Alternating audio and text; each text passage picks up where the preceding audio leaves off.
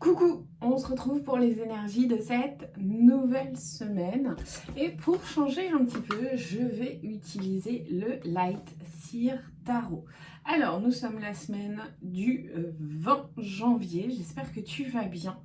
Et puis, je te mets une vue bureau pour que tu vois les cartes. N'hésite pas à me suivre sur Instagram ou sur Facebook. Sur Facebook, bien sûr, pour être au courant de mon actualité. Tu peux rejoindre le club Patreon où tu as du contenu régulier, des activités tarot, des activités créatives, et sois à l'affût parce qu'il y a bientôt le cahier de printemps qui va sortir. C'est, tu vois, un peu cette idée de cahier de vacances, mais spécifique à la saison du printemps, où tu vas pouvoir faire du tarot, tu auras des tests, tu auras des rituels, tu auras de la créativité, tu auras des bonnes infos et des bonnes astuces dans ce cahier. Il est dispo en précommande, je te mets tout en barre de description. Sur ce, c'est parti, on passe en mode table et on est parti pour le tirage de la semaine. Allez, c'est parti pour le tirage de cette semaine. Alors, je prends le Light Seer Tarot. Tiens, il y avait longtemps. Je sais qu'il plaît beaucoup ce jeu. D'ailleurs, il plaît beaucoup quand je fais mes ateliers, mes formations tarot. C'est un jeu qui plaît beaucoup. Allez, c'est parti. Et puis, on tirera peut-être une ou deux cartes d'un oracle pour aller voir ce que ça nous donne encore pour cette semaine. Allez, c'est parti pour cette semaine. Ah, une magnifique reine de Pentacle. Regarde comme elle est belle, cette reine. J'adore cette reine de Pentacle. Elle a ce côté très posé. Elle a un côté très... j'ai presque envie de dire structuré. Enfin, en tout cas, on sent qu'elle est bien, qu'elle est cool, qu'elle est confortable. Elle est assise au milieu d'une forêt. Elle porte dans sa main un pentacle. Elle a dans sa main un pentacle. Et elle est, j'ai presque envie de dire en méditation, tu vois, ce côté très, très posé, très réfléchi, très concentré aussi. Elle est aussi, je trouve, dans une sorte de gratitude.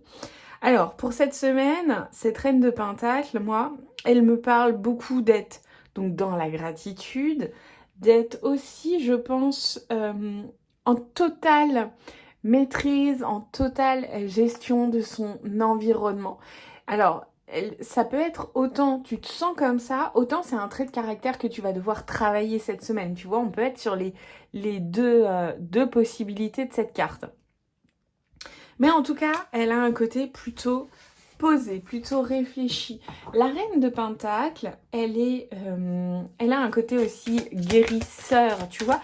Elle fait très sorcière moderne dans le style où c'est la sorcière qui guérit, qui prend soin, et d'un point de vue plutôt matériel et financier. Avec un magnifique as de coupe. Alors, reine de Pentacle, as de coupe. On a, tu vois, cette coupe-là qui est positionnée sur ce personnage au niveau du cœur, au niveau du chakra du cœur et même voire du plexus solaire. On a cette coupe qui déborde et pour moi, cet as de coupe, il t'amène un potentiel, tu vois. Il y a plein de choses qui sont possibles. Tu vas certainement devoir être à l'écoute de tes sentiments, de tes émotions pour comprendre ce qui se passe à travers toi. Il y a tout un potentiel qui est là à portée de main pour toi et voir ce que tu vas en faire, ce que tu vas créer à partir de ça.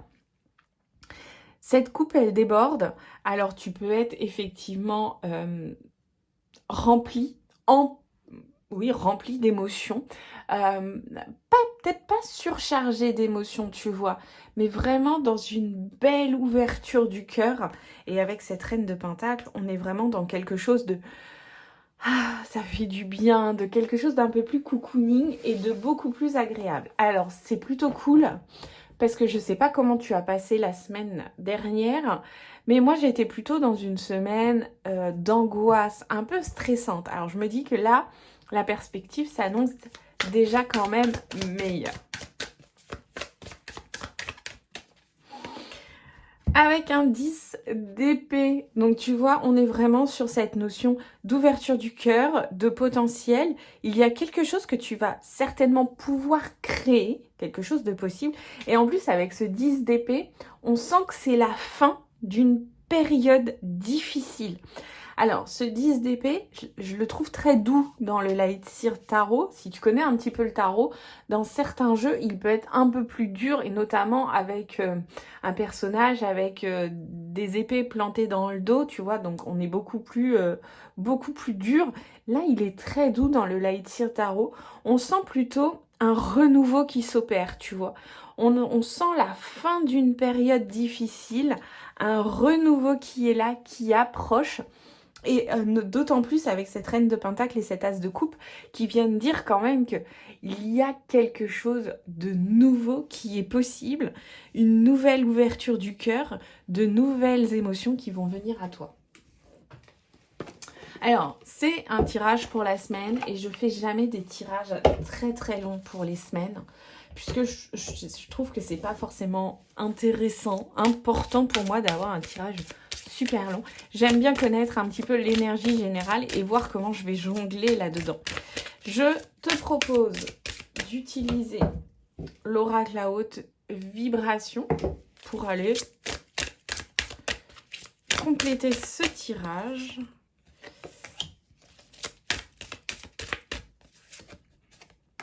Alors, j'ai la carte du donner et recevoir et pratique la gratitude.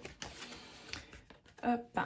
Donner, recevoir et pratique la gratitude. Sur cette carte du donner, recevoir, je retrouve l'énergie de cette reine de pentacle. On a un petit bateau. Ouais, on imagine qu'il y a un personnage. En tout cas, on ne voit que le chapeau de ce personnage. Et il semble ramasser des étoiles dans la mer. Il ramasse des étoiles et en même temps, derrière son bateau, il y a une trousse de secours. Alors, est-ce qu'il ramasse les étoiles? Est-ce qu'il les soigne? Bref, tu vois cette notion du donner-recevoir. Et avec cette reine de pentacle, je te parlais aussi de la guérisseuse, de celle qui prend soin. Donc, on a d'autant plus cette énergie, tu vois, de flux qui, je donne de mon temps, quelqu'un m'en donne aussi. On a vraiment une énergie d'échange sur cette semaine, d'échange et de partage.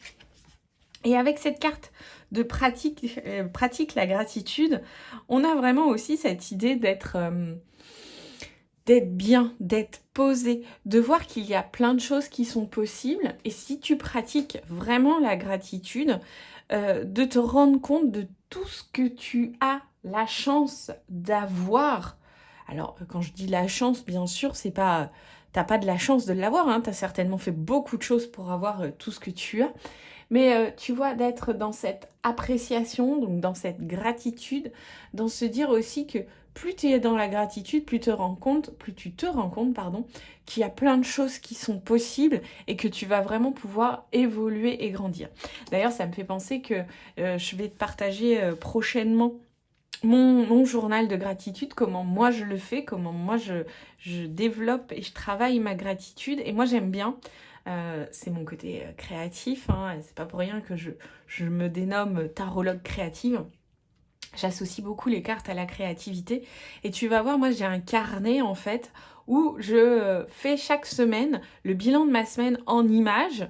Et donc le bilan de ma semaine plutôt axé sur ce qu'il y a de positif, ce qui s'est passé de manière positive, les moments pour lesquels j'ai beaucoup de gratitude. Donc reste à l'affût aussi sur YouTube, sur Patreon. Je te montrerai ça très très bientôt.